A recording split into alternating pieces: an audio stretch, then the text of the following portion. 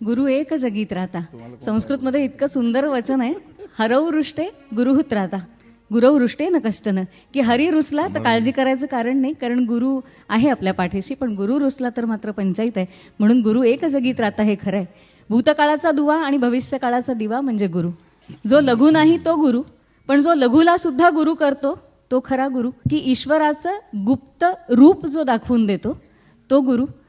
दत्तगुरूंनी तर 24 गुरु केले, जे स्वतः साक्षात सद्गुरू होते त्यांनी 24 गुरु केले. त्यांनी फक्त आपल्याला एवढाच संदेश दिला की स्वतःकडे लघुत्व घेतलं की समोरच्यातलं गुरुत्व आपोआप दिसतंच. फक्त त्यासाठी ती दृष्टी उघडणारा सुद्धा गुरु कोणीतरी पाठीशी असावा लागतो, कारण प्रत्येकामध्ये शेवटी भगवंताचंच रूप असतं आणि त्या रूपामध्ये जे जे भेटे भूत ते ते मानिजे भगवंत ही विचारसरणी फक्त आपल्या मनामध्ये रुजवणारा सुद्धा गुरुच पाठीशी असायला हवा.